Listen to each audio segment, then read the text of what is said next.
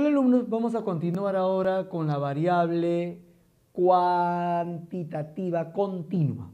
¿Ya? La variable cuantitativa continua. Para esto entonces es necesario hacer algunas precisiones. La variable cuantitativa continua teóricamente se entiende que puede tomar todos los valores reales comprendidos dentro de un rango, ¿no? Por ejemplo, si yo estoy entre 3 y 5, no voy a decir hay un entero, sino hay infinitos números reales, porque en verdad hay infinitos números reales. Teóricamente, eso corresponde a las continuas. Por lo general, el rango se va a representar en intervalos, que son semicerrados, ¿no? Para tomar todos los valores posibles y evitar que un mismo valor se repita, ¿no? En dos intervalos. Dicho de otra manera, un valor no puede estar en dos intervalos, tiene que estar solamente dentro de un intervalo. A los intervalos acostumbramos a llamarlo clase. Entonces, cuando yo hable de clase, ¿estoy hablando de qué? Estoy hablando de intervalo. Entonces, la clase se llama, ¿no?, a los intervalos en que se divide el total de datos. Normalmente, como decíamos, son semicerrados, cerrados por la izquierda, ¿no?, abiertos por la derecha. El L sub I significa el límite inferior, el L sub S significa el límite superior. Por ejemplo, usted tiene acá el intervalo de 20 a 40, ¿no? Eso normalmente, ¿cómo se debe leer? De manera correcta, ¿no? Toma todos los valores desde 20 a menos de 40. ¿Y por qué decimos menos de 40? Porque en 40 es abierto, es decir, no toma 40. En cambio, en 20 es cerrado, por eso decimos que toma desde 20 hasta menos de ¿quién? Hasta menos de 40. Detalle importante para la clase o los intervalos. Necesitamos también reconocer el rango, el recorrido, o recorrido, que es lo mismo. Esto es la diferencia entre el dato más grande y el dato más pequeño. Entonces, el rango es esa diferencia entre el dato más grande y el dato más pequeño. Por eso colocamos acá R de rango, el X máximo menos el X mínimo. ¿Ok? Luego necesitamos saber el número de intervalos, que lo vamos a representar por K. En verdad, no hay consenso para definir el número de intervalos. Los investigadores, ¿no?, pueden asumir, de acuerdo a su propio criterio, con cuántos intervalos quieren trabajar. En verdad, lo ideal es no trabajar con demasiados intervalos, ¿no? Tampoco puedes trabajar con 1 o 2 intervalos, tampoco tiene sentido.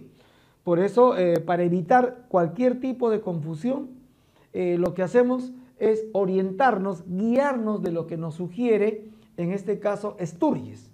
No, es una formulita, es lo que nos va a permitir saber cómo calcular más o menos el número de intervalos con los que vamos a trabajar.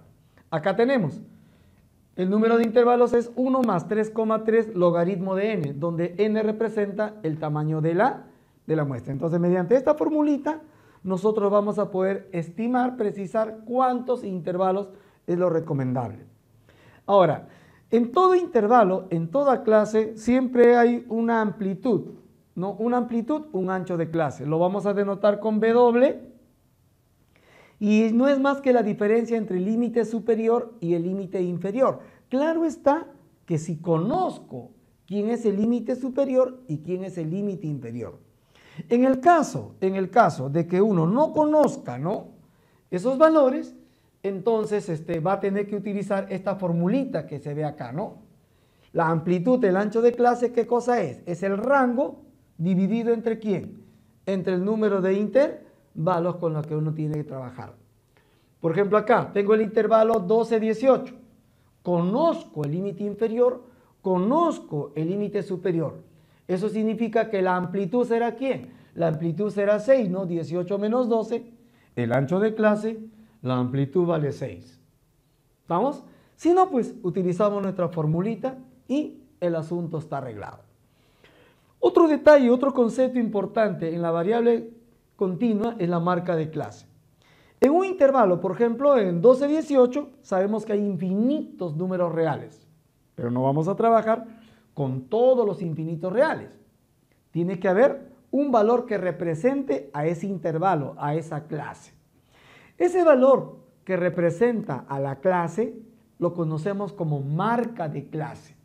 Y la marca de clase, ¿no?, es el valor representativo obviamente de la clase y equivale a la semisuma entre el límite inferior y el límite superior.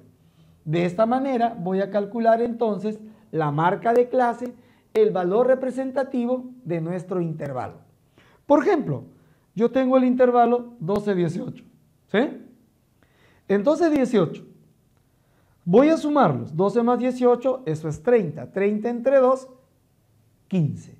Quiere decir que 15, el punto medio de ese intervalo, viene a ser su valor representativo. Obviamente todo esto es convencional, ¿no? Pero consideramos que el 15 es el valor representativo de la clase 12, de la clase 12-18. Con esta información, entonces estamos en condiciones de construir una distribución de frecuencias de tipo continuo. Imaginemos que ustedes salieron al campo, encuestaron a 50 personas y le preguntaron por el peso de las personas. Ustedes tomaron nota y obtuvieron estos 50 valores que vemos acá. Estos 50 valores que están observando acá representan, ¿no?, el tamaño de la muestra. ¿Qué tenemos que hacer? Hay que organizarla. Es prudente señalar que acá, por ejemplo, no te conviene colocar a la variable peso, ¿no?, uno a continuación de otro. Imagínate, si todos fueran diferentes tendría 50 filas. Demasiado engorroso, ¿no? Si alguno de ellos se repiten 30, 20 es demasiado. Por eso hay que organizarlo en clases, en intervalos. Entonces vamos a aplicar todo lo anterior.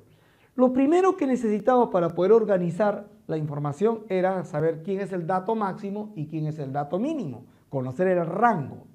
Observe acá la pizarra. El dato máximo es 68, ¿cierto? Ese es el dato máximo. Y el dato mínimo es 40. ¿Qué significa entonces esto? Significa de que nuestro rango, el rango R, ¿qué va a ser? 68 menos 40, esto de acá es igual a 28. Ajá. El rango entonces es 28. El otro concepto que necesitábamos era saber con cuántos intervalos voy a trabajar. Para saber con cuántos intervalos voy a trabajar, entonces vamos a utilizar Sturges, ¿verdad? Y Sturges, al reemplazarlo, miren Sturges, la formulita dice 1 más 3, logaritmo de 50, porque n era 50. Logaritmo de 50 vale 1,69 por 3,3, la suma me sale 6,6. Entonces, según Sturges, ¿ya?, el número de intervalos debe ser 6,6, pero la cantidad de intervalos no puede ser decimal. Lo que Sturges nos está sugiriendo es que pueden ser 6 o pueden ser 7. Nosotros hay que asumirlo, como investigadores hay que asumir con cuántos queremos trabajar. ¿Ok? Ahora bien, yo voy a escoger acá 7, voy a escoger 7 intervalos. ¿En razón de qué? Mi rango vale 28. Y como mi rango vale 28, la amplitud es rango entre número de intervalos. Y 28 entre 7 me da 4. ¿No? Significa que debemos agrupar, ¿no?, a los datos en intervalos de amplitud 4, o sea, de 4 en 4. Por eso elijo a 7 intervalos que van a ir de 4 en 4. Una vez entonces que ya hemos determinado los intervalos, vamos a proceder al conteo, similar a los ejemplos que se vio, ¿no?, en la distribución de variable discreta, ¿no? Y determinamos también las frecuencias correspondientes.